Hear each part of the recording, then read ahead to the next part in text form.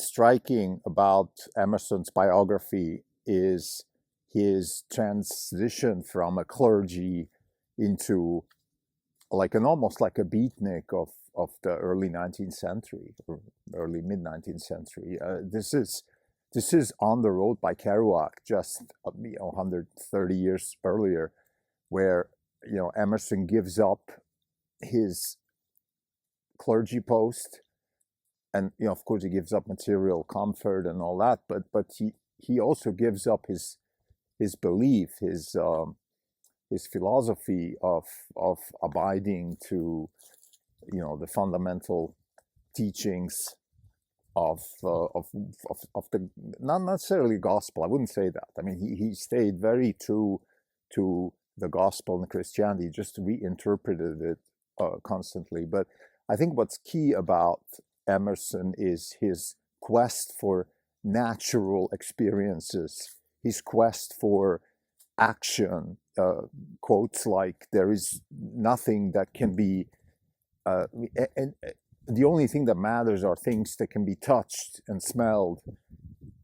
Otherwise, thoughts themselves are not sufficient, although they're very important. So things like that, I think, start emerging in Emerson's thinking. And I think, as a, like I said before, I would say he's the intellectual declaration of independence from old European thinking, and Emerson is the philosophical cement on which Melville's Moby Dick was built, and then the 19th century America, which is the prelude to the most powerful country in the world and to Silicon Valley today, the can-do society, the society that lives by what it produces.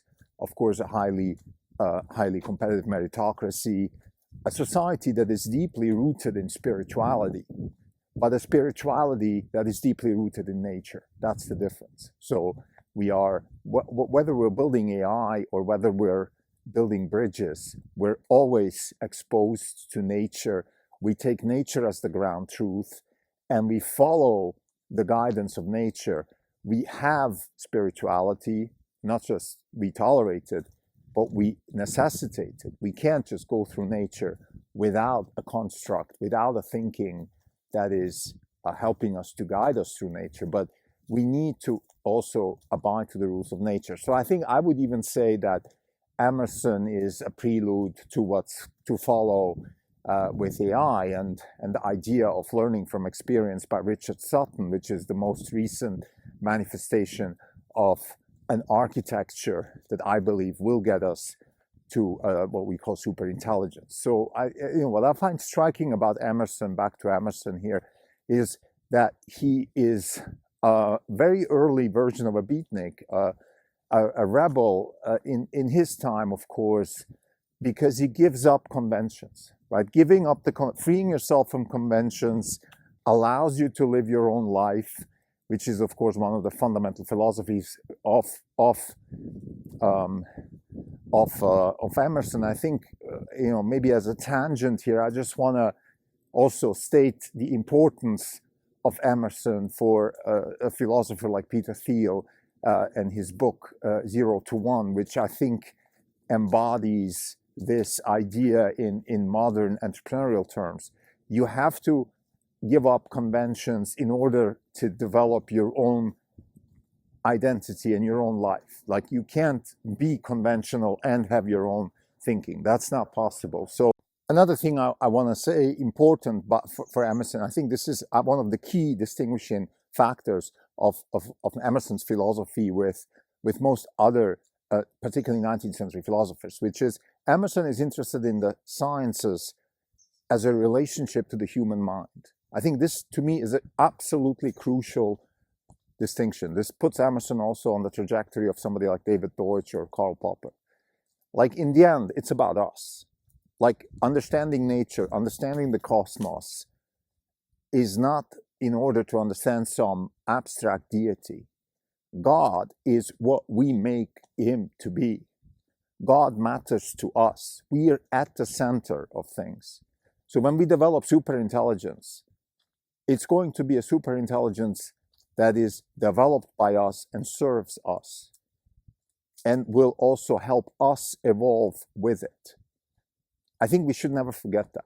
There's no such thing as an abstract deity. I think this is also partly when things like revolutions go wrong and stuff like that, when communism or wokeism, that's the problem. They start with good ideas, but then because they abide to an abstract definition of goodness or deity or something like that, they lose track. It is about us. So Emerson's interest in the natural sciences is fundamentally driven by his interest in the mind and the human mind and its relation to nature, which is very akin to what Richard Sutton is trying to explain with his embodied open-ended intelligence. And by the way, this is what, according to Emerson, also Socrates believed in. He was more interested in the mind than in the process itself. Of course, the process manifests itself, whether it's the logic or the question and answering or the argumentations or the prose or whatever came out of Socrates and then his pupil Plato, the Platonic representation of intelligence and goodness and the deity. All of these things in the end relate to our human mind. It is us that we navigate through this world on our terms. That's what matters the most. And that's where also fallibilism comes in, like Popper and Deutsch. Yeah, you're always going to be wrong. You're always going to be approximating a truth, a real goodness, a deity, if you will. But that's okay, because we're not searching perfection. All we're trying to do is improve ourselves and use nature as a ground truth and form our minds based on that.